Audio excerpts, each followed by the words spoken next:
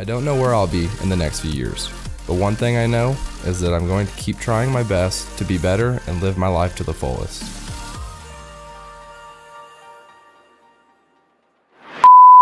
Seven, 6, 5, 4, 3, 2, 1. You'll never have the sacred stone. Oh, this you crazy mother.